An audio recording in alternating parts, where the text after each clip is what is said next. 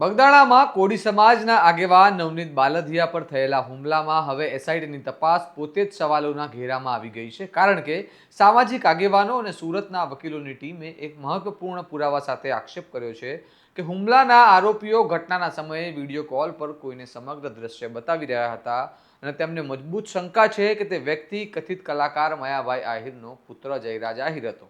છતાં એસઆઈટીની તપાસ હજુ સુધી એ દિશામાં આગળ કેમ વધી નથી રહી? આવો વિગતે વાત કરીએ. વકીલોએ શું આક્ષેપ લગાવ્યા તેના વિશે આ અહેવાલમાં. નમસ્કાર, હું ચિરાગ વર્ષાબેન, આપ જોઈ રહ્યા છો સ્વમાન. બગદાણા કેસમાં શરૂઆતથી જ પીડિત નવનીત બાલધિયા અને કોળી સમાજનું કહેવું રહ્યું છે કે હુમલો જયરાજ આહિરના કહેવાથી થયો, પરંતુ એફઆઈઆરમાં તેનું નામ નથી અને એસઆઈટીની તપાસ પણ હજી સુધી ત્યાં પહોંચતી દેખાતી નથી.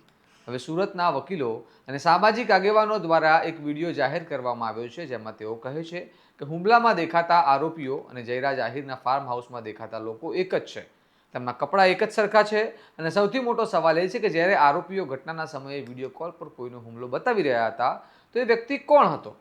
જો વકીલોને આ જોડાણની નરી આંખે દેખાતું હોય તો એસઆઈટીની તપાસને કેમ નથી દેખાતું?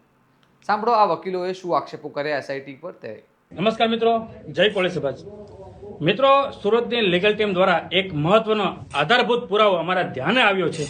તો એસઆઈટી ટીમના જે અધ્યક્ષ જયવીર ગઢવી છે એને મારે ખાસ કહેવાનું કે 29 ડિસેમ્બરના રોજ જે નવનીતભાઈ ઉપર જે હુમલો કરવામાં આવ્યો હતો એ જ આરોપીઓ અને જયરાજા ફાર્મ હાઉસમાં જે વિડીયો ઉતાર્યો હતો એ જ વિડીયો આ બંને આરોપીઓ, બધા જ આરોપીઓના કપડાં એક જ હરખા છે. અને જ્યારે નવનીતભાઈ ઉપર જ્યારે હુમલો કરતા હતા ત્યારે એક આરોપી અન્ય સહ આરોપીને પોતાના વિડીયો મારફતે અને આ સમગ્ર ઘટના એ વિડીયો કોલથી બતાવતા હતા.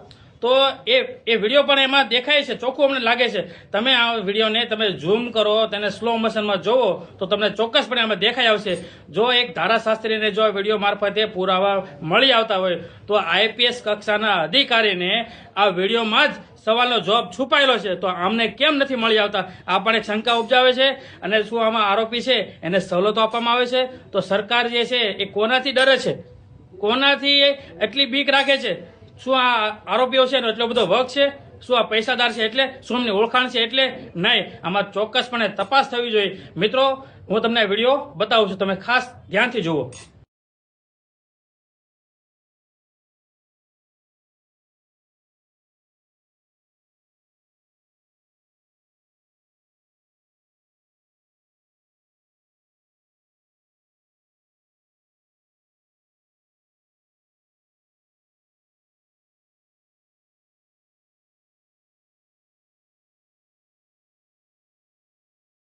તો આ તમે સંપૂર્ણ વિડીયો નિહાળ્યો ને, તમે જોયો ને, હવે તમને શું લાગે છે?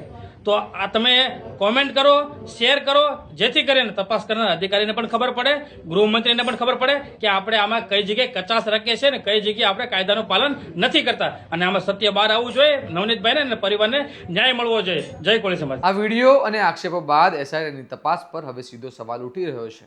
કોળી સમાજનું કહેવું છે કે શું કાયદો બધા માટે સરખો છે કે પછી કેટલાક નામો અને કેટલાક ચહેરાઓ કાયદાની પહોંચથી દૂર રાખવામાં આવે છે? ગૃહ વિભાગ પર આડકતરી રીતે આક્ષેપો થઈ રહ્યા છે. શું તપાસમાં જાણીબૂજીને કચાશ રાખવામાં આવી રહી છે કે જેથી ચોક્કસ વ્યક્તિ સુધી કાયદાનો હાથ ન પહોંચે? મળતી માહિતી મુજબ નવનીત બાલધિયા દ્વારા રજૂ કરાયેલા તમામ પુરાવાઓ હાલ એફએસએલ પાસે તપાસ માટે મોકલવામાં આવ્યા છે અને એસઆઈટી કહે છે કે રિપોર્ટ આવ્યા બાદ આગળની કાર્યવાહી થશે. પરંતુ કોળી સમાજનો સવાલ છે કે પુરાવા હોય, વિડીયો હોય, આરોપીઓના જોડાણ દેખાતા હોય તો તપાસ હજુ સુધી અટકેલી કેમ છે?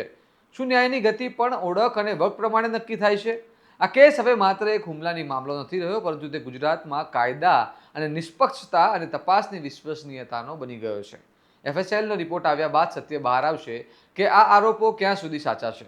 અને જો જયરાજ આહિરનું નામ ફરી તપાસમાં નહીં આવે તો કોળી સમાજ આગળ કયો માર્ગ અપનાવશે? તો તે પણ મહત્વનો પ્રશ્ન છે. આ સમગ્ર મામલે તમારું શું મંતવ્ય છે તેમને કમેન્ટ બોક્સમાં જણાવો.